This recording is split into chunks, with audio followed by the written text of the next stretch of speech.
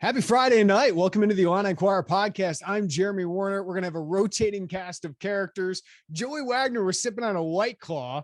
I was going for a walk after spending all day with my kids, getting some alone time. And I get alerted that, hey, Illinois just got a monster commitment. Illinois basketball lands Baylor transfer, Matthew Meyer, the number 12 transfer in the portal, according to 24/7 Sports. Joey, we can't take a night off. I was having a nice, relaxing day. Didn't think this would happen so quickly. I knew Meyer would make a quick decision here, but wow, what a get. We'll talk all about it. We'll talk about the basketball fit, what this could look like. But I just sit here and think, Illinois basketball, man, they're back. They're beating North Carolina for a go-to transfer here. Yeah, is it Meyer Day weekend or is it Mullet Day weekend? Which is it? Title it now. Can I say something? I did see a picture of him at the combine. Don't tell me it's gone. I did not see the party in the back anymore. So I don't, maybe you can grow it out. I need confirmation. I saw one picture on our Getty service that did not have the extra in the back. But Shut it down. Shut it down. It's hot on a bad note here, Joey. No, huge win, Jeremy. I mean, this is, I think we talked so much and it felt like, Pete Nance, because we thought maybe Meyer would stay at the combine deal and North Carolina was a major player here. The top four comes out last night. And I think we were like, okay, this might take a little bit to play out. And you start to see little tea leaves here, tea leaves there. And then he's just like, oh, the heck with it. Friday night, let's go. And that, Jeremy, the depth, the talent, I mean, just changes so much. I know you'll get to your tweet just with the potential starters and their height. 6'9", can play 2 through 5 for those of you who still care about numbers, and they matter. But the point being, he's versatile. He can score the ball. He can shoot the ball. It's everything Brad wanted, right? When we talked to Brad about what they want to be, fast, versatile, shoot, run, the whole deal, Matthew Meyer comes in along with Terrence Shannon. And it's like just two perfect seamless fits right there and just take off and go. I think most people listening to this podcast know about Matthew Meyer by now and who he is, where he played. But for people that don't, I don't want to assume everybody doesn't. He played 4 years at Baylor. Brad Underwood had recruited him when he was at Oklahoma. When Brad was at Oklahoma State, Matthew Meyer was a top prospect out of high school. He's from Austin, Texas. So you thought Big 12, could he stick it? Could he go to Texas Tech, even though that's not close to Austin, as I found out in my research? But North Carolina was a seamless fit, right? Brady Manick had such a great season, and while they're different players, they could play a similar role on what is going to be a great North Carolina team. But Matthew Meyer 2 years ago was a key bench piece for that Baylor team that won the national championship, for that Baylor team that beat Illinois in Indianapolis. You were there, Joey. Averaged 8 points a game, shot 48% from the field, 39% from three at 6'9", 215. And he's a guy who's got some quickness to him. Maybe not the most athletic, but he can get out and run and dunk. That's not a problem for him. Last year, became a starter as they lost all that talent to the NBA. And he wasn't as efficient, right? Maybe didn't become the star everyone thought he would last year. Average a little bit more points per game, about 10, but his efficiency numbers went down. Joey went 40% from the field, 32% from three. Maybe he was forcing some shots at times, but still was a key part of what was a number 1 seeded Baylor team that lost to North Carolina. He goes to Illinois, where I think he's going to have a huge role. He could be one of the top scorers on this team, along with Terrence Shannon, RJ Melendez, Coleman Hawkins, Sky Clark. But man, what a get he is, a proven commodity on a team that doesn't have a lot of proven commodities, but certainly does now after landing Matthew Meyer and Terrence Shannon. Yeah, that's the thing. When we talked about this Illinois team for months, Jeremy, they've lost so much experience. Like that was kind of like a little bit of the calling card last year, was these guys have been through everything there is to go through in college basketball, rebuilds, number 1 seeds. I mean, they had it all. Like every box was checked. And then as they exhaust their eligibility, as they go to the draft, as they hit the portal, and in some cases, it's like, oh, that's kind of gone a little bit. Like Coleman Hawkins has been around. He'll go into his 3rd year. He's seen, some things. He's been part of a lot of success at Illinois. RJ Melendez got last year. Luke Goody got last year. But you just felt like you wanted just a little bit have seen kind of the fire around them and know how the heck to get out of it. You know, like that's what you kind of felt like you wanted out of this Illinois team. And I thought they did address that with Terrence Shannon. And then you really doubled down for a guy who's been to the national championship game, who's won a ton of games, Jeremy. Like Baylor won so many games when Matthew Meyer was a part of that. Really incredible run. I'm glad you mentioned the Indianapolis game, because I didn't want to ask Brad about that, because we knew there was interest in Matthew Meyer, and I'm sure like he would have been like, no, what? No, I don't recall the game, because you don't want to like get in trouble. But like I've always thought that game, and I know they had 3 like incredible guards, but I always thought that game was kind of in a nutshell of what Brad wanted to be post Kofi. And you're starting to see the pieces line up right now. You might have taken my lead for a column, because remember before that game, credit me. After that game. Well, no, I was thinking about this beforehand, but it's just, you're segmenting me. You're getting good at this podcasting and transitioning. He raved about Scott Drew's program, raved about what they were, what they epitomized, how they played, how tough they were, how versatile they were. You could tell he wanted that, right? And it's not that like Io DeSumo was great, Kofi Coburn, great, Trent Frazier, all these guys, but you could tell eventually that's what he would love to be. And of course, Baylor went on to win a national championship and only re-emphasized all that. But you could tell it's like guys like Jared Butler, of course, that he liked, but there's also guys like, Donovan Mitchell, who turned himself from a not even draft prospect to a lottery pick because he's just tougher than everybody, right? And he's gone on and had a good role with the Sacramento Kings. But even guys like Mark Vital, he loved him. And did he find that guy in Ty Rodgers? Matthew Meyer, right? Like that kind of player he just hasn't had on his roster. Now you have a couple of them, but instead of just, looking at Scott Drew and his program saying, I'm going to find guys like that, he goes, I'm just going to take a couple of those guys. So he takes Dane Danger, takes Matthew Meyer. And speaking of Meyer, he's obviously been to a Sweet 16 in the national championship game. Terrence Shannon has been to an Elite 8 and a Sweet 16. Nobody in the Illinois programs had that kind of experience in 16 years, Joey. Yeah, that matters. I don't know, like that was like the chief thing that we would say they were lacking in years past. But I think like there is something that matters about that, especially when you're playing like the Big 12. It's a pretty good conference. Like those teams go places, and you're like Brad Underwood. It's going to be like the Big 10 is going to be here in terms of like some stylistic things, and Brad Underwood is trying to find himself over here and a little bit more like some of those long teams that do those things. And then you just go get the guys. Like that's, yeah, I want to zoom out a little bit, Jeremy. I know we're kind of bouncing all over the place. There's going to be a revolving door of people. But imagine like you're walking through a neighborhood of college basketball programs. Like every house is a program. You can't walk by Illinois anymore. You can't just walk by and not notice that they're there. They are making waves. They're making themselves known in this universe. And I know that sounds stupid about a team that has had the storied history that Illinois has, but it's been a while since it's been this discussion. And you can go back to Io, and you can go back to 2019, and it wasn't just flash in the pans. It wasn't just, hey, we got an Io and we're going to ride this wave until he goes to the NBA. It's continued. Yep. Like that's the thing that matters. It's not like it's not a 1 or 2 off where you get a guy and it's like, oh, wow, this is awesome. He's going to go and you're going to come back and you're going to finish 5th or 6th in the Big 10. It's like you get a guy and then you stack and you build. And that's what Brad has done with the new freaking coaching staff.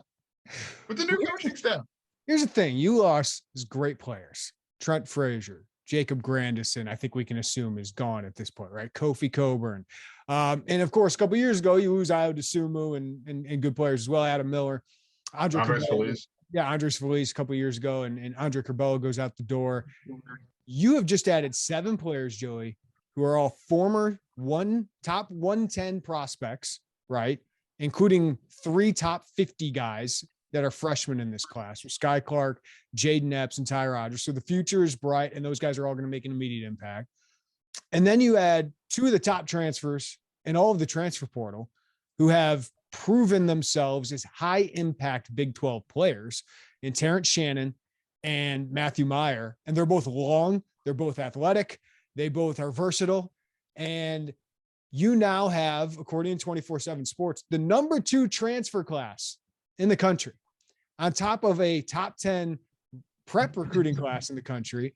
The only teams above Illinois in the overall transfer ratings, and I'm glad 24/7 Sports is doing. Duke, Arkansas with 11 commits, by the way, Texas, Kansas, Alabama, Ohio State. Those are the only programs that have added more talent according to these rankings. And will it all work out? I don't know. How would it all work out? I'm not sure. There'll be ups and downs as this team learns how to play together. But you talked about it. Simply, talent accrual, ridiculous right now for Brad Underwood. It's insane. And Jeremy, they beat North Carolina. Like, this is a team that returns basically everybody, right? From a team that was a runner-up a year ago and who desperately wanted Matthew Mayer. Like, it wasn't just North Carolina was like, I don't know, it'd be cool if we got him. It's like, let's get this cat. And Brad Underwood goes out and does it. And now Mike LaTulip's here. And Mike, gut first thought right now. Couple expletives. I think I said when I was just casually scrolling through Twitter. I didn't expect a Friday afternoon or early evening news dump, and then all of a sudden I scrolled. Casual scroll. Yeah, I had to check if it was a Rothstein burner, or like if there was actually a check mark next to it, because it was what a way to go into the weekend, right? It's just there's a lot that I don't know how long you guys have been recording, but there's a lot of ways to go with this. But I came into the back half of you talking about UNC, and it's a coup. It's a recruiting coup. Mike, what do you think this says about the program? That's kind of, we focused more on just the general. I want to dig into the fit. I am so fascinated by how Illinois is going to play, what they can do so well, because I think they're the longest, most athletic team in the Big Ten now, but they also have some questions, right? So I want to get into that with you. But I mean, what a roster reset of talents he has accrued, and two high impact proven transfers in Terrence Shannon and Matthew Mayer. This is the way it has to be now. Gone are the days, right? I know we've talked about it ad nauseum, but gone are the days of just, hey, we got our guys and let's see what happens over the next 4 years. It's a year after year thing. And that's why I'll say with this staff, man, credit them. The patience game, right? A lot of you could have panic set in. You want to put together a roster, but you want to wait because these deadlines are pushed out so far now with the NBA draft, with guys withdrawing. And this was the plan. This was, hey, these guys are going to withdraw and we're going to be sitting here in position to be able to pick a few of them up. And you get a guy like Matthew Mayer. Yeah, we'll get into the fit. We'll get in, like you talked about, beating out a team, a program like North Carolina coming off of the season that they came off and the run that they had. But it's exciting. I think if you're these guards for Illinois, you better be getting in good condition, because you just picked up two transfers who thrive in transition, period. Matthew Mayer and Terrence Shannon. That is, even if you break it down, if you're watching the game or if you're going on Synergy, that's where they grade out the best in transition. So if you're those guys, it's get it, it's go, and it's going to be an exciting brand of basketball, man. Joey, I am thinking of the guys on the message board who had already kind of said, oh, that's not going to happen, and they already moved on to the next targets, or the guys who wanted to get the layup guys early in, right? Like get the guy who's okay. Yeah, the patience Brad showed, his coaching staff showed with Terrence Shannon, and now with Matthew Mayer. Mike, I wanted to ask, like, I know it's not like apples to apples, but you've put together rosters, and maybe you think something's going to fall one way, but it takes a little time. Like, how do you keep that patience? Because so much can happen, right? Like, what do you imagine the key would be for Brad to just trust what he believes, or trust intel, or whatever the case may be? Like, how do you think they do that? Well, it's funny you mentioned that. I remember calling Jeff Alexander when I was doing the TBT stuff. It's like, how do you guys do this, man? I'm trying to figure out if we get this guy, but if he doesn't come, do I keep recruit? Like, how do I do this? Do I focus on just filling the team out and figuring out, like, how do I do this? And he had some very great points where there's just, hey, there's always contingency plans. You can't just say, this is our guy, let's go after him. And if it falls through, be like, all right, well, now what? So that is, I'm sure that's how they approach this, is just, here's priority A. But if that doesn't happen, this happens, then what? And you have all those contingency plans in place, but they're in a position now, what they've done over the last few years, to be at the top of guys' lists, right? It's one of those things with with Matthew Meyer in particular that I look at and I say, I saw all the Brady Manic comparisons, and it's funny. Your guys' boy Isaac Trotter, he and I were actually talking about this last night. It's crazy because if you watch both players, they're really not that similar, other than the obvious, right? So what you're getting and the natural fit, honestly, you look at that top four that Matthew Meyer had, it was Illinois that made the most sense. It was just a matter of, whether or not he was going to buy into the Manic stuff or disregard Puff Johnson and Leaky Black as being guys that were going to play a ton of minutes for that North Carolina team. It made a lot of sense. But to your point, Joey, you always have to have those plans just in case. I know all the Pete Nance talk, right? And it seemed like that was a more natural fit. And now what happens if he stays in the draft or if he comes back? It's just, you have to be prepared because especially in this day and age, it can change overnight. So like I said, credit this staff for sticking with it and going and getting a guy that is going to impact the second he steps foot on campus. Speaking of contingency plans, what was your guys' favorite moment of the Mikey Hen era?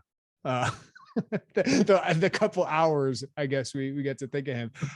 Mike, what was Illinois getting in Matthew Meyer? I want to talk about all the pieces together, but just him as a player, what is Illinois getting? I know we've beaten the versatility drum like crazy, but it's true. That's what you're getting. I think if you are thinking 6'9" pick and pop, he is that, but he's a lot more than that. And when I say a lot more than that, I mean buckle up, because there's a lot of stuff that he does that will make you go, whoa, both good and bad at times.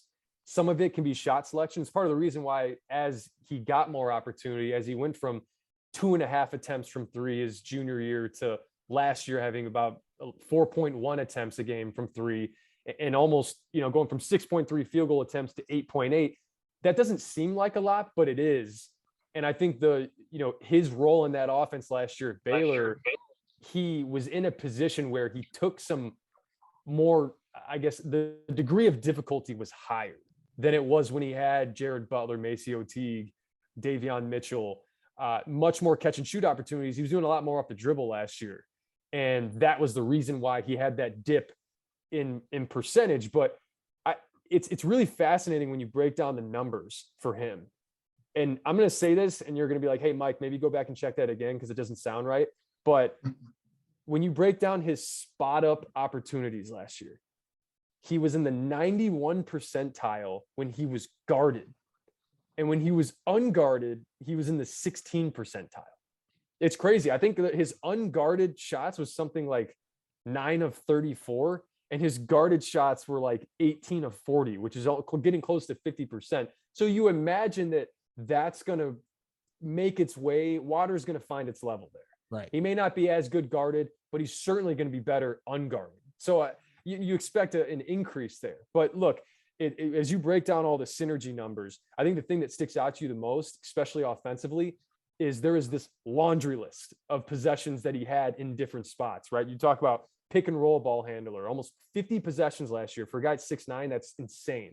You look at isolation, you look at handoff, you look at off the screen, you look at post up, pick and roll man. He had a couple possession of those where he's setting in the screen and he's rolling. So he does a lot, man. And I think he is in a position this year, especially with the pieces around him. Man, like I said, if I'm these freshmen, I'm licking my chops, because if you're a guy that wants to play fast, you got the guys around you to do it. Yeah, and obviously, Mike, this team is so long. It is so athletic. Like I tweeted out last year's backcourt, right? Or last year's starting lineup. Yeah. 6'1", 6'1", 6'3", 6'10", 7 foot. Not a bad front court when you got Coleman and Kofi there. But this year, you have 6'3" Sky Clark or Jaden Epps, whoever you want to put there. Probably Sky Clark. Then Terrence Shannon, 6'6". RJ Melendez, 6'7". Matthew Meyer, 6'9". Coleman Hawkins, 6'10". Dane Danger is 6'9". Ty Rogers is 6'6". Luke Goody's 6'6", 6'7" probably at this point. That's so much more length. It's so much more versatility. And Brad Underwood said he wants to play faster, be more versatile. How do you think this all works? I don't know how much time it's going to take, but I feel like it's going to be entertaining. This is going to be a fun team to watch. It's going to take time, like anything. Look at that Michigan team last year. I know it's a little bit different because felt like the majority of their guys were true freshmen. And you have some of that with this Illinois team. I wouldn't expect, them to start the year 16-0. I know how exciting it is right now, but you're going to have the acclimation process. And I've said it before, but you can say, hey, they have a whole off season, or, a spring, and then they have the summer when the guys get on campus, and then they have the fall, and then they have the season. It is different. It's just different when the lights are on, right? The guys that really blow up in the summer and look great, things can change when minutes get allocated, shots get allocated. All that stuff has to come into account here. And you're looking at a guy like Terrence Shannon and a guy like Matthew Meyer, who, let's be real, these past couple years in the Big 12, they haven't been the guy, right, on their team. And if you look at this Illinois roster, you can still sit here and ask yourself who that's going to be. So that's going to have to work itself out. I know I've talked about role identification like crazy, but the quicker that they can figure that out, and it's going to be a process, the better off they are come February and March. But this isn't going to be one of those situations where, hey, if they drop a questionable one in late December, early January, start hitting the panic button. It's not going to be it. It's going to be a whole long process. So I just mentioned that Michigan team, and think about when they started to come around. I mean, that was truly mid-February, where you're like, oh yeah, you know what? They could beat some teams. So going to be a process, but man, all you want to do is put yourself in a position with the pieces, right? If you have the pieces, I'm even sitting here just like writing it out. Sky, RJ, Ty Rogers, Matthew Meyer, Coleman Hawkins. There's so many fun lineups to play with, and how that all gets shaken out, who steps up where, who decides to step up and be a leader. That's what makes all this fun, man. Mike, explain this to me like I'm 5, like I'm Michael Scott here. You played out there. When the lineup is 6'3" to 6'10", and like it's that, what does that like actually do on the floor when you have that much length and size? The court looks different, that's for sure. It looks, it looks way more congested. Driving lanes you think are there are not there because of the ground that's covered. Think back to that Baylor game. If we're on the Matthew Meyer topic, think back to that Baylor game a couple of years ago. It was the crazy thing about it. I'm watching Adam Miller, and the space that you think you have, whether to drive or even catch and shoot, those gaps close so much quicker than you're used to. And it's a rhythm thing. You're not in rhythm as an offense. It's, you're seeing bodies everywhere you go. If you have a team that's actually bought into playing great defense and also has that length and size, that's a whole nother story. Because now you have the discipline aspect to it, to where you truly feel like there's nowhere to go. And you look at all the teams in the tournament this year that were great, that played really well and made it far. It's those teams that raised their floor, because every single night they rolled out there, they had those intent, or they had those measurables, if you will, and it's the Houstons, it's even North Carolina had that size and had that length. Those are the teams that can go far, because when you're relying on just the shooting and the 3-point variance game to game, that's when you can start to see early exits, right? So it's something that this Illinois team hasn't had, I say, over the years. I mean, when is the last time that they've even had, you think about D. Darren and Luther. I mean, this is even a bigger lineup than that, a longer lineup than that. And I'm not comparing it to that, but it's going to be different. So it makes the game more difficult. It's harder to game plan for, because as much as you want as a Big Ten team, think about this, as a Big Ten team, hey, we're playing Illinois scout team, let's replicate it. You can't, as much as you want to go out there. I had my fair share of scout team minutes, but I can't sit there and, replicate Karis LeVert, right? I can wear the Karis LeVert jersey, but I can't replicate it. It's just, give you like brooms for that. They give you like it's different when you're out there. I remember my freshman year, the scout team was the managers, and they just wore football pads. That was like the closest we could get to replicating any of it. So that's going to be the part of it too. You can scout for it, and you can be Chris Holtman, and you can be Matt Painter and be like, hey, team has a lot of length. They're great defensively. It's going to be a different story when you get out there and you see it. So who do you think, I'm trying to think of who this impacts most. Like, we knew they were going to add somebody here, right? Like, obviously Dane Danger now slides into more of a rotational role instead of hey, this guy needs to play 25 to 30 minutes, which I don't think was ever going to happen. But who else is it? He's obviously stealing minutes from Luke Goody. and Ty Rodgers, which maybe isn't a bad thing. You know, Goody's obviously going to play on this team. Rodgers obviously going to play on this team. But who does this impact most, whether it's positively or somebody now that has a tougher chance for playing time? Yeah, you mentioned Ty and Luke Goody, and you mentioned, you know, whether it's RJ Melendez, you know, Sincere Harris in certain parts, whether or not you want to throw him in the 3-4 guard lineup. But I think it's good because you have experienced guys. You have a Matthew Meyer who has not only just won, but has won the ultimate prize. He's won a title. And being able to have that holdover to let these guys get their feet wet without having them get out there and play crazy extended minutes. And I'm not only just talking about Ty Rodgers and some of these other guys, I'm talking about Dane Danger, because as much as we want to talk about how excited we are and how he possesses this and that and has this skill set, he is a freshman. I don't care what his actual age says, he's a freshman. And we have to have our expectations, you know, accordingly, right? I think this helps that. Like, I think this really helps that, make it more realistic. Yeah, and this is, he's gonna have freshman moments, right? I think everybody loves what he brings to the table, but it's gonna be a process with him. And I think the good part too, you're bringing in somebody that's familiar with him, that played with him, that was teammates with him. All of that's great, and I think I think the staff's done a great job of bringing in pieces that make sense without it completely shutting the door on somebody else that could blossom throughout the season. I think there's an art to that, to where you're not having guys that are stepping on each other's toes. You can truly formulate the system to where everybody can get a chance to prove that, hey, I'm a guy that can contribute in big moments. And, you know, but you know how it is, Jeremy. We talk about this every year. As much as we want to sit there and say, like, these are 11 really good guys that could play, it's going to be 8. It's going to be 8. And in most cases, I don't know what the Pat Riley is. It's like 8 guys that I'll play, 7 guys I'll rotate, and 5 guys I trust. And that's really, I don't know that I may be butchering that saying, but that's what it always comes down to, because it's going to be 5 guys you trust at the end. And how those other parts fit in, it may be at certain parts of the season, like Coleman Hawkins last year. You needed him. He wasn't great for 2 months. And then you need him at the end. You're going to have some of that because there's enough talent on this team to do it. I just saw our boy, I say that loosely, John Rothstein, have a lineup that had RJ Melendez coming off the bench and Dane just starting with Coleman Hawkins and Matthew Meyer. Like, I think Meyer's a natural 3. Like, if you want to pigeonhole him, but he's a 3-4, right? And what Illinois is going to have him as.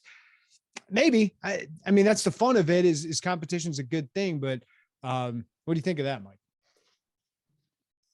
Yeah, I don't want to sit here and just shoot that down and be like, oh my God, RJ Melendez, like, are you kidding me? RJ Melendez is going to start. This is what this level is all about. RJ Melendez is going to start if RJ Melendez earns it in the fall. Like, you still have to do that. As much as we want to extrapolate and project his 61% shooting from 3 and whatever his per 40 minutes or numbers looked like, he still have to go do it. And I think if he can accept that, because that's how you unlock this next level of RJ Melendez, is him truly feeling that. Like, hey, this isn't autopilot, man. Like, this isn't the situation where it's like, yeah, I'm the guy, these guys left, me now. He's going to find it within himself and get the most out of himself if he truly buys into, like, oh yeah, no, these guys could take my spot. Because there are guys on this team that could. I say take your spot in the starting lineup. Yep. There's Terrence Shannon, there's Matthew Meyer, there's Coleman Hawkins, who, you slide him more to the 4-5, obviously, but Ty Rodgers, like, there are some dudes on this team. So you have to, if you want to get the most out of your team and out of each guy individually, it's all those guys being able to say, all right, yeah, let's go. And that's going to, I guess, create a competitive level of practice. And truly, it's going to be sink or swim. And that's what's fun. That's what gets these coaches licking their chops, because that's at the end of it from a player development standpoint. You can do all the skill work you want and say, oh, this guy looks amazing in workouts. But when you put guys head to head and it's a toss up, now what? Who's going to be the guy? And I think that's what's going to be fun about this, is seeing that maturation process, not only from the maturation process as a team and how they mesh and how they get acclimated, but some of these young guys who's like, cream's going to rise, man. Yep. Yeah. We talked a lot, Mike, about that championship experience of the Elite Eight, the Sweet 16, whatever the case may be with Meyer and Terrence Shannon. And when you have, I mean, obviously they're going to rely on freshmen. We can talk about how big of a deal it was that people thought that last year that the rotation didn't lend itself to freshmen. It's definitely going to do that this year. Like, how much does that matter when you have guys who have hit that second weekend, who have won a national championship like that? It feels like that stuff that you want these guys to learn when they're 18 years old. They're going to be here 2 years, 3 years, whatever the case may be. Well, think about all the Big Ten champions you just lost from this team last year. So this is Jeremy. I think you and I were talking about it on a podcast or maybe a film breakdown. But the more guys you can have in your practice facility at practice who have won something and know what that's like and know what it smells like and tastes like and feels like, the better. Because though I talk about like a Luke Goody, and RJ Melendez, all those guys that played, Coleman Hawkins, all those guys that played on that team last year. I think about Coleman Hawkins in general. Like, hey, I sat out for 2 months. I struggled, but I waited for my moment and coach trusted me in that. That's a testimonial, right? And look what happened. We won a title. So, what do I have to complain about? You're right. So that's a use case for a Luke Goody or for any of those guys that get into that situation that Coleman Hawkins was in this year, because it could happen, and saying, hey, I stuck, I was about the team, and this was the result. We won. And Matthew Meyer and Terrence Shannon, look, you're talking about, like we said, one guy won a national championship. The other guy's been to Elite Eight. That's something that no one in that Illinois locker room has done. And it brings me back to that point of who is going to be that leader. It's tough coming in as a transfer, new to the program. You got to earn some respect to start. But dude, both of these guys' resumes should have some respect right off the bat, right? It's just what they can do with it and how they all mesh. So it's important, man. It's important. And I'll tie it back in. It's important when you lose a bunch of guys that have won something, to have more guys on that court that have also won something. Mike, I wanted to bring up, all this is so positive. Like, I think Illinois is a top 5 Big Ten team now. I really do. There's so much talent in this team. And I think it's got a chance with so many questions elsewhere in the Big Ten. Indiana is good, but can they shoot? Michigan, who's coming back? Is one of Diabate or Houston coming back? Doesn't seem like Houston is. Diabate, I would probably advise him to go pro. So there's questions around Hunter Dickinson, right? Outside of him, Michigan State, I like them, but who's playing center? Like, they don't have much of a post presence. All of that is to say, like, Illinois has some questions, and I think you're hitting at it. Is there's 7 new players on this team. Yep. Like, how does this all gel? Like, Luke Goody, Coleman Hawkins, Brandon Lieb, right? RJ Melendez, like, these are the guys, Dane Danger. These are the guys that know each other. I guess Danger and obviously Matthew Meyer know each other well too, but what's that going to be like? I think you were a part of a team that had 7 new players on it at some point. That's got to be an interesting transition. That's got to be a big job of the coaching staff. I know it's going to happen over practice to figure out roles, but to manage all these newcomers. 2013, 2014, it was 9 new guys. 2012, 2013, my freshman year, we go to the tournament, we're 7 seed. And that spring was weird because it was me, it was Tracy, it was Ray, it was Nana, and it was Joe Bertrand. That was it. That was the whole spring. Those were the only guys roaming around the practice facility. It was just us 5. And then boom, just, you drop 9 new guys on campus. And I think about when you have those 9 new guys, and 7 in this case, it's human nature when you get into a new situation to think about yourself, how you're getting acclimated, how you're picking up on the system. And the really interesting part about this is if you're RJ Melendez, Luke Goody, Brandon Lieb, Dane Danger, those guys still have things to figure out in year 2/3. Like, you still have things to figure out yourself. So, the quicker that some of these guys that are freshmen, like a Sky Clark, a Jay Nepps, Sincere Harris, Ty Rogers, the quicker they can get themselves up to speed, there's going to be a selfish portion of this where you have to, it's on you to figure it out yourself, to pick up on the system, to do all those things, how quickly you can do that, and then flip it into, pouring yourself into others. That's going to be how quickly this team gels. Is, all right, I got it. Now, who's the next guy that doesn't have it, and how can I help him? And that's always the name of the game with these teams. And I'm looking at a Luke Goody, I'm looking at RJ Melendez, even those little things that you may still be working on, the things that pour that into others. If you're Luke Goody, you cannot feel like this is Matthew Meyer, he won a national championship. This is Terrence Shannon, he went to Elite Eight. I can't tell him anything. He's gone farther. No, you've been in it. Be a leader.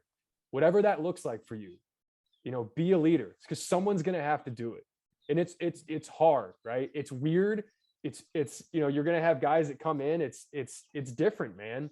It's different. I remember, I'll share this. I'm not going to say who it was, but 2 weeks into when I was at Illinois, there was a teammate, we were all trying to get acclimated, and he and I were in a fist fight 2 weeks into it, an open gym. And he and I ended up being really close after that, but I didn't know him. He didn't know me, but it was just a competitive streak coming out for both of us. And those types of things, I'm not saying there's gonna be a fist fight, an open gym in 2 weeks in, but those types of things happen where you try to create this competitive environment. And that's how you get quicker to learning who you got by your side, who's going to war with you. And like I said before, that's the fun part of it all, man. Before I let you go, Joey, Mike, did you land a punch? I'll say this. This is really how it went down. Open gym. Me and this guy were going back and forth. Okay. And I took a charge, right? Open gym, taking a charge. Obviously I'm not looking for a call. I'm not looking for any of that. And then we come down again, I get a bucket. And then in my mind, I go, he's going to try to run me over again. So I'm not going for it this time. I'm standing him up. So I put my two arms out and I don't know, give him a little like 2-arm shiver. And I've had it. I mean, 3 times in my career, I got punched in the face. The look, like, the look. And this time I was like, oh yeah, here we go. He's doing it. And he did. Nana Egu throws his body in there. I end up on the ground. Nana just kind of threw his way in. I end up on the ground, get my wits about me, look up. Said guy is still over me, gets me again. And, I came up, the funniest part about it all was he was my lifting partner, and we had a lift right after that open gym. Perfect. So he wanted to continue it in the locker room. And I was like, we got a lift, man. Let's go. I really didn't care, because those things happen. You could talk every team. Those types of things happen. But, we shook hands afterwards, and it was good. And he and I got pretty close throughout our time there. But yeah, I'll say this: I did not land a punch. I think he got me 2-0. So you took him well. You took him well, though. I did. Mike, I want to leave you with this before I jet. Title of this pod: is it Meyer Day weekend or Mullet Day weekend? Which one? Both are. I mean, you got to bring in the mullet, right? I mean, that's what I'm saying. I think it might be gone. I need confirmation, but I think the NBA draft combine, Mike, I think he went professional and got rid of it. I don't know. Really? I don't know how quickly you can grow back a mullet. I don't have a lot of experience growing hair. If it's gone, then let's keep it pertinent, right? I mean, gotcha. That works. We got to figure this out. I'm not going to recognize the guy if he's if he's got no mullet. All right, Wagner, get out of here, man. Have a good weekend. All right, boys. See ya. Yeah, you're mentioning the defensive end, and that's where I think this team's going to be great. And then of course transition leads to offense, and we got to remember, this is a bad layup making team last year. Yeah.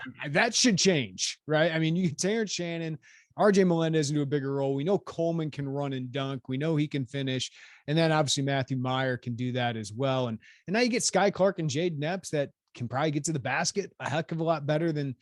Trent Frazier did a lot of good things, getting to the basket and finishing and getting to the free throw line was not one of them. There's another one, free throws. It wasn't a good team that could get to the free throw line that much outside of Kofi Coburn. So yeah, I think they should be really good defensively, Mike.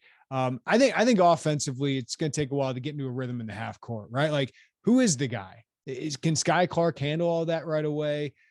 Terrence Shannon, not as good in the half court. Matthew Meyer, you mentioned last year with Baylor, probably took some forced shots, maybe not as open shots as he did in years past. Yeah, I think we mentioned the role identification part of it. And regardless of who ends up being that guy, you're going to need a guy that believes he's that guy. And you need to have a team that, however that shakes out, that they know that. But I think you're in a position now to have guys where if it's late clock, you got a lot of different options. You know, you got some solid shooters to where you could slip out of a lot of things. You know, using it's like Alfonso Plummer. If you can use Alfonso Plummer in certain ways, it's not just about getting him a shot. It's the ripple effect of him flying off of a down screen, of him flying off of a floppy action underneath the basket, because it opens up, it puts your defense on high alert. You may get a guy that pops out to help and you can slip out of it. I think this Underwood and this staff are going to have a field day with the stuff that they can draw up, with all that they can do offensively and defensively with this team. And that's not to say that they couldn't before, but when you have a first team All-American like Kofi Coburn, it would be coaching malpractice to be like, you know what, these next 15 possessions, let's disregard the guy that has a bigger advantage than anybody in college basketball underneath the basket. So I'm excited. I just think there's part of the fun of this is going to be figuring all that out. And I think there's going to be some surprises this year. We can map it out however we want. The coaches can map it out however they want. And we're going to be in mid-February. We're like, oh, this guy, right? We thought maybe this guy would blossom a little bit, but man, you have that type of talent on this team. So that feeds into a lot of that intrigue, I guess. Yeah. You were talking about RJ Melendez before, and, we're kind of expecting him to take a leap, maybe be a double-digit scorer. Maybe that doesn't happen now, but maybe that's not a bad thing for Illinois. I mean, he still could do it. I think I'm sitting here thinking about the leadership and who's the go-to guy. And I think, man, it'd be great if Sky Clark is that guy, because he's got leadership qualities. Now he's going to be that with 20-something-year-old guys on the team with the transfers. I'm not sure, but he would be the ideal guy. So if you can have a Malachi Branham type player, and then all of a sudden he's a leader as well, I think that'd be great. That's a possibility. It might not happen, but if not, Jaden Epps can be a really good player. Ty Rodgers, you mentioned a guy in mid-February that we could be like, wow, he's really taken off.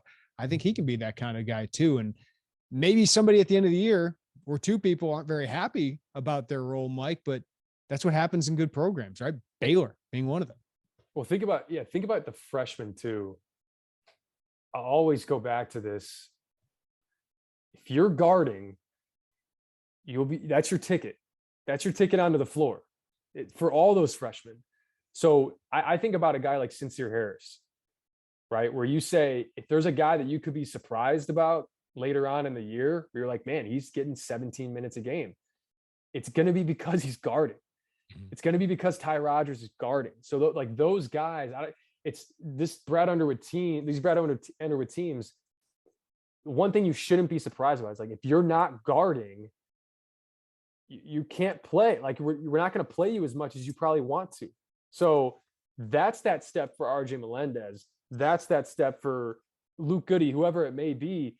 That's not going to change. You still need to guard and guard at a high level, because like we talk about the ball skills some of these guys have on this team, and like we talk about the versatility some of these guys on this team, there's going to be guys on this team that can guard and can guard at a high level. So everybody's got to be on their P's and Q's in that department.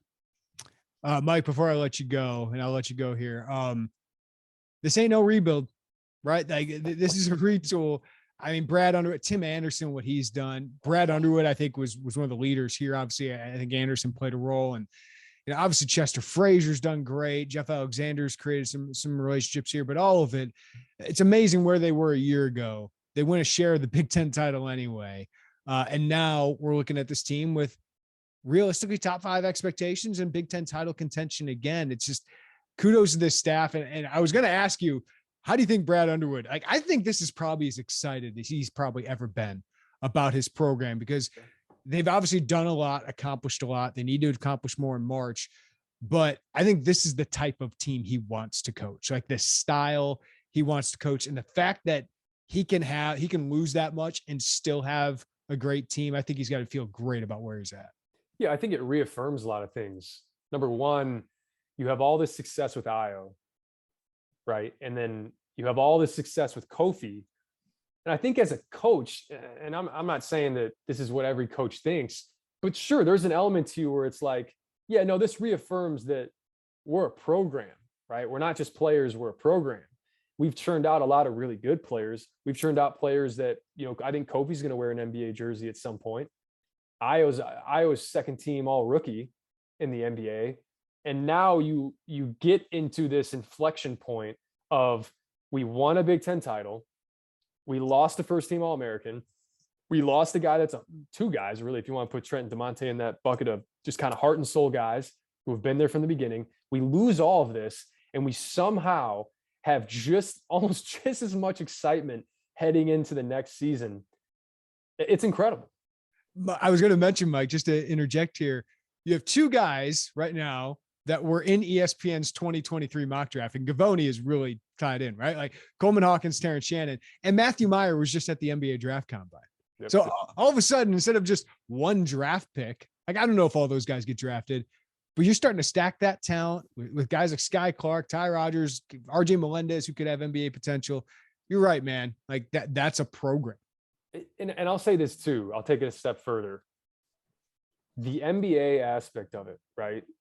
And we can't, as fans, or as, whatever your role is with Illinois basketball or college basketball in general, you still have to have a solid foundation. You still have to run really good stuff. You still have to have extreme buy-in from your team, because we've seen over the years, it's funny, I was watching it.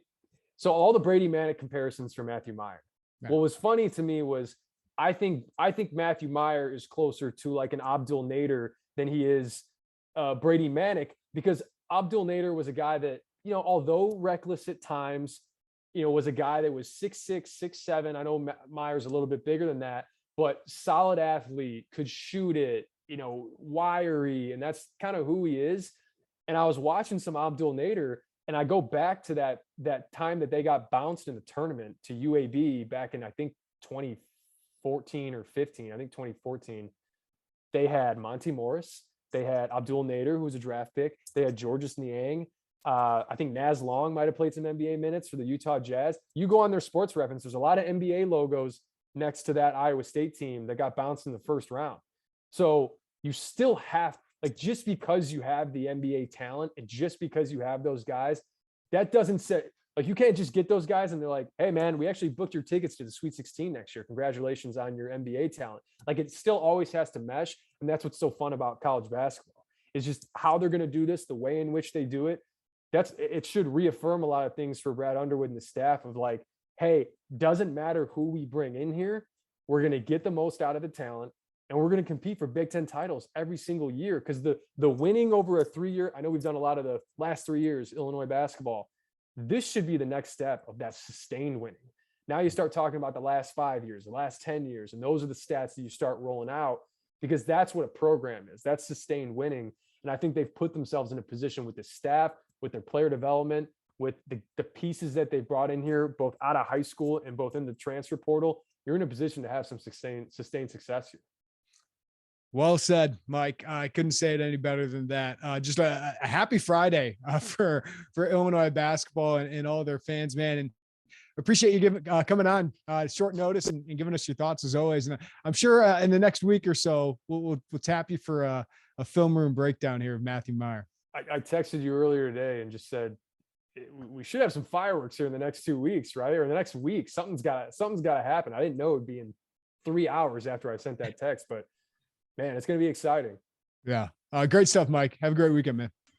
Hey, this podcast isn't over just because Mike LaTulip and Joey Wagner left. We got a revolving door of great guests here. And now let's bring on the man, Derek Piper, Illini Inquirer. We thought at some point something big would happen, or, that Illinois would add a player. Didn't know it'd probably be the number one guy on their board, it seems like. And Matthew Meyer, we've heard, Derek, I know you've known for a couple months, Illinois would have loved to have added him. Then he hits the transfer portal, goes through the draft process, but now he commits to Illinois over North Carolina, over Texas Tech, over Memphis and Penny Hardaway in his golf cart. Illinois lands Matthew Meyer. What was your reaction when you got the news?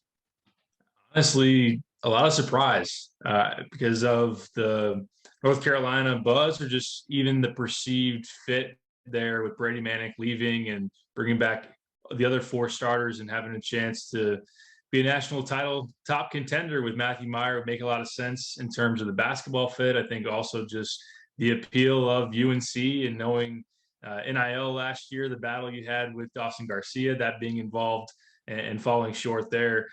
We knew all along, or for a while now, that a little bit prior to Matthew Meyer being in the portal and then afterwards, that Illinois was prepared to make a big push once he became available. There was a prior relationship with Brad Underwood, having recruited him at Oklahoma State. And as Brad is making more and more of a push to be more positionally versatile, to have more length, more athleticism, more shot making across the board, and do some different things with his play style, I think it made a lot of sense. And there's a lot of intrigue in what that could ultimately look like if he were to be added. So Illinois has been pressing hard. Meyer pulls out of the draft, and you knew that they would be heavily involved. But I've been personally expecting UNC up until this point. But as you dig in a little bit afterwards, and Illinois has done a good job of being stealthy in a lot of ways. And not to say that this has been there the whole time, but they managed to pull it off. And I know there was some confidence throughout the process that, you know, they'd have a good chance to get it done, and they do. And you said it before we hopped on there. I mean, Brad Underwood talked about, or he's discussed, looking more like Baylor. Well, he's taking guys from Baylor. So that's I mean, next year's team is going to be so fun to watch. I mean, the style of play the brand of basketball they're going to have, up and down, what they can do defensively. A lot of fun there in Champaign coming up this fall. All right, Derek, how did they land him? What was the relationship? What was the play style, the basketball fit? And we saw early on, I forgot who the reporter was, Andrew Slater, right? That said NIL would be a big deal. Illinois had some extra NIL dollars probably sitting around after Kofi Coburn went pro. So all of that, how did Illinois sell Matthew Meyer to get him? I think learning now after the fact, and learning a little bit more about the backstory here, Tim Anderson was very involved and a very important in here for Illinois to be able to pull this off. Tim, having been involved in pre-draft workouts after last year when he left DePaul prior to being hired at Illinois, and then in his past, he's worked out a lot of guys, as we've talked about with Pete Nance, like he worked out Larry Nance Jr. I didn't know this until today, that he worked out Matthew Meyer last offseason, and that was prior to taking the job at Illinois. Priority Sports is a sports agency up there in Chicago, and CEO is an Illini alum, and Tim has worked out a lot of their guys through the years, and it sounds like Tim is just very plugged into that agency, and that's where Matthew Meyer was working out prior to the draft combine. So that was one has anyone made a bigger impact in 1 year than Tim Anderson? I mean, think of this: Sky Clark, the relationship there; Ty Rodgers, the relationship there; Matthew Meyer, right? Terrence Shannon, who I think he got to commit to DePaul at one point. He did. And then you go to 2024, it was ZZ Clark and Merez Johnson. I've never seen a year of recruiting like that. I'm trying to even think, like, I don't pay attention to every other school, but maybe John Shire at Duke. It's about the only other guy in the competition. Yeah, he hasn't even been on the job for a full calendar year yet.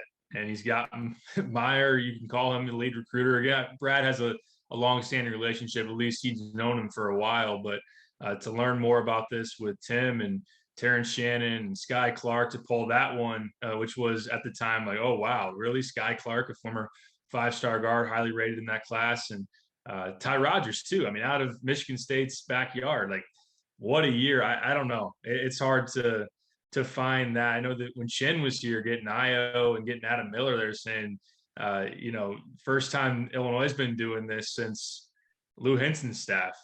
So I think that now you look at Tim, and it's pretty crazy, and he deserves all the credit there. And it's funny, we go back to that assistant coach search and talking about Mike Miniga and all these different names, and Tim was one that came up rather early, and we said, it makes sense, a Chicago guy. And I'll even say it, not to do like a name drop or anything, but I was talking to D Brown, who obviously in the industry, and curious what his thoughts were. But he spent a year on the Mean Streets staff, and Tim was with Mean Streets at the time. He said, I think they should hire Tim. I think Tim would be an outstanding hire there. And he was extremely right there. He said, Tim would be really interested at Illinois. Illinois would mean a lot to him. And as we've seen here, Tim has been just absolutely dynamite with the Illini. I interrupted you, Derek. The basketball sell, what was that? And what was the NIL sell as well? Yeah, for basketball, at Baylor was a starter last year. And so he's had a big role. And then on the national title team 2 years ago was a role piece that came off the bench and it was pretty valuable in what he was able to do. Now he's more of a marquee player, I think. Not that he wouldn't be if he went back to Baylor this past year, but with Illinois, him and Terrence Shannon Jr. are the two most proven players on your roster. And I think that as you look at, it's not like Illinois is going to play completely different to Baylor. Like Baylor's up tempo, switching defensively. So there is kind of that fit with what Illinois wants to do and what Meyer has done in the past. I think that also Tim's experience developing players is something that goes into it.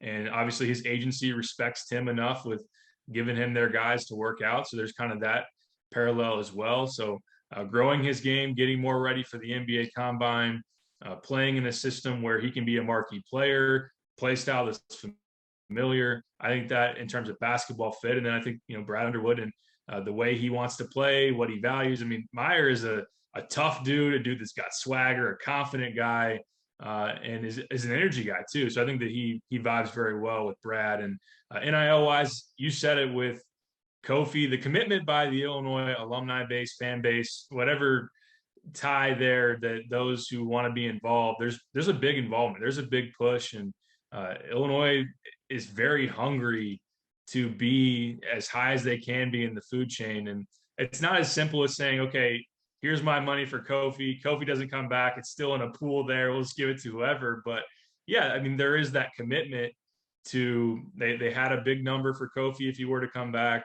And then obviously there's been conversations, you can get these other players, Terrence Shannon Jr., Matthew Meyer, and Sky Clark, and knowing what that can mean. I think Illinois fans and those interested in watching Illinois basketball have enjoyed this nice run of success, and they want to see it continue. And they know now what it takes and just the ability to participate in it. Because in the past, they've said, a lot of Illini fans have sat back and complained and said, well, this school, Kansas, Duke, whatever is doing this, and we can't compete with that. Well, now there's avenues to do it legally, and Illinois is trying to play big boy basketball.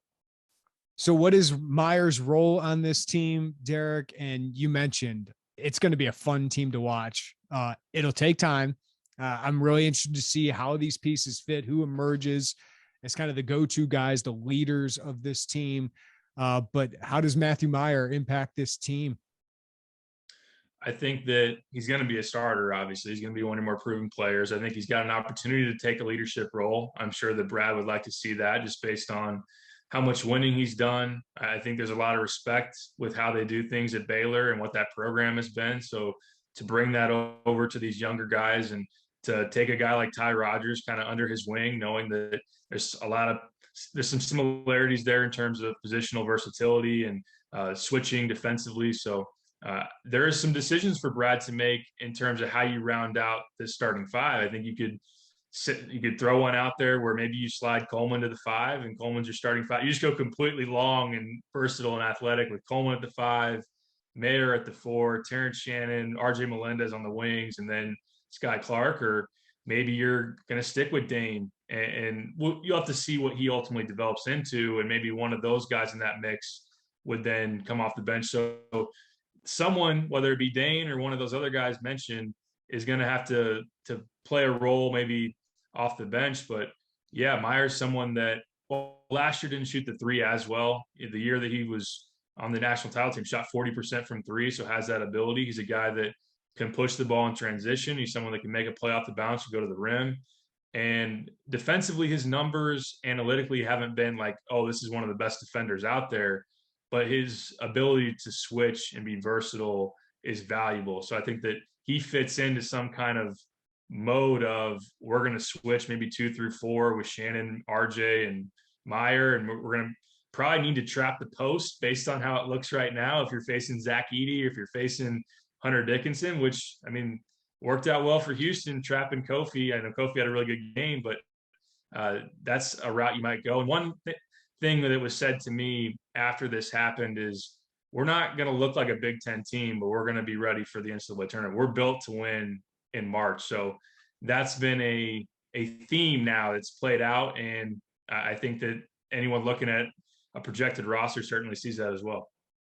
Yeah, I think that's a good reaction to what's happened the last couple of years, right? Like, you don't apologize for Kofi and what he did for the program and what Io did for all those guys. Like, there's nothing wrong with that, but you weren't as versatile as you needed to be. And whether it was injury with Jacob Grandison or, just a bad matchup with Loyola, you now are more matchup proof, right? Like, so yes, Zach Edey is a problem. Well, Zach Edey is a problem for everybody. Hunter Dickinson's a problem for everybody. Now you have more things to throw at them and a bigger advantage elsewhere, right? Like, you have guards who can get to the rim, get to the free throw line. You have way more length and you can shorten the floor and you don't have to play drop coverage all the time. Like, you just have, it's going to be a process, Derek, to get it there. But man, by February or March, I think you can look like Michigan did at the end of the year. And I know Illinois fans don't like Michigan, but we saw them turning the corner and you're like, man, I wouldn't want to play them in the NCAA tournament. And Tennessee, to their unfortunate, had to play Michigan. It was really tough. I certainly agree. And I think that the way Brad Underwood teams have progressed would even play into that as well, is that as it goes into January and February and you start to build some momentum, and I know there's been hitting kind of a wall as you get to the NCAA tournament, but like you were saying, there is more versatility and matchups. Like, you can't pick out Alfonso Plummer on this team, or smaller guards that you're going to attack with big wings, bigger guards, and be able to take, for as good as Trent Frazier was of a defender, be able to take him to the basket. Like, if you put Terrence Shannon Jr. on whoever's going to be the next Malachi Branham, like, I think that would certainly help that in terms of a matchup. And yeah, you're going to have to, in the Big Ten, survive of having more guys hit the glass so you don't have Kofi, maybe doing some things trapping defensively, which I think Brad might actually welcome and like, because he's done some of that in the past. It's worked well, creating turnovers, turning that into offense. And we see it in the tournament, like floor spacing, big guys that can step away from the paint, multiple guys outside of your point guard who can go make a play off the dribble and go to the rim and get fouled or make a basket. Like, this roster is more suited for that. And there's a lot of excitement about, I think we've talked about it before, it'll be just new faces. Watching younger players progress and develop is all exciting things for fans to see. But I just think the brand of basketball they're going to play, up and down and pressure defensively, versatile defensively, multiple guys that can take it. Like, it's going to be a really fun, unique style of basketball that we haven't seen. I don't remember seeing in Illinois. And I know the Final Illini were pretty positionless per se. I'm not saying they're going to be them, but it's going to be a really fun type of basketball. I know it didn't work out for this team at the end, but that's what made Iowa so different. And I think so difficult for people last year. Obviously, Keegan Murray is a next level player, but part of what makes him so difficult, and Chris Murray, was how long athletic they were. They were tough. They got up and down the floor. Like, they played like a Big 12 team. And I think the style of play is a reason the Big 10, and obviously talent is a part of that, but boy, Derek, Illinois is starting to look like one of those great Big 12 teams like Baylor. Iowa State has played that way in the past decade or so under many coaches. Like, this is amazing that the reload they have had here, the retool. It's 7 new players, but man, like, this is one of the best recruiting hauls in the country. This is what Illinois fans have wanted for years, right? Is, hey, we bring in some great players, you have success with them, and then when they leave, oh, we just get a bunch more left. There's no fall off here. A top 10 recruiting class, 2 of the top 10 transfers out there available. We need to look at Meyer and Terrence Shannon Jr. And not to say that we completely passed off the idea of Brad loading up and being able to have some answers for Trent Frazier's leaving, Plummer's leaving. Oh, Curbello's going to transfer, which wasn't expected at the beginning of the year. You lose Kofi. Like, this staff has shown the ability to pivot. And then now that they're, as they've, by their own phrasing, like they're more sexy now. So they have the ability to go out and be more attractive as a destination. But yeah, imagine if we would have said on a podcast, like, okay, it's February, Kofi's going to leave after this year, Curbelo's going to transfer, you're going to lose obviously Trent and Plummer and everything. And I'd be like, wow, like how do they figure that out? Yes, they do have a good class, but those are freshmen. Now you throw Shannon in that mix and Meyer in that mix. Those are big answers. Those are big veterans coming. Two really good players from the Big 12 coming. And a top 30 guard. Oh, by the way. Yeah. Scott Clark at the very end of that too. So very exciting. And you certainly can't argue with that. And I mean, Indiana's been getting a lot of love as the Big Ten title favorite potentially going forward. I'm not saying that Illinois undoubtedly surpasses them with this, but there's a case to be made in terms of Illinois being right there at the top as well and having a chance to defend their crown. Is Pete Nance out of the question now, Derek? I keep hearing he's staying in the draft, but until he says for sure, then I think communication's still open with Illinois and him. At least it was earlier in the week. I think there'd still be interest in adding Pete Nance for sure if he were to say he's coming back to school. Another priority sports guy. Which guy? The fan that's freaking out about that pissing somebody off. I don't care. I don't care. Like I at that point, like you just keep adding as good a talent as you can. And I was LaTulip and I were talking, like Terrence Shannon's an NBA prospect. Coleman Hawkins is an NBA prospect. Matthew Meyer is an NBA prospect. Like Pete Nance is an NBA like keep him coming. Keep him coming. RJ could be one. Yeah, RJ Scott Clark has a chance to be one. Yeah. Keep him coming. So yeah, if not Nance, obviously, if he does stick in the NBA draft, are they done? Is he going to really take 2 scholarships? I mean, I get one, but I would imagine they try to look for some post help, right?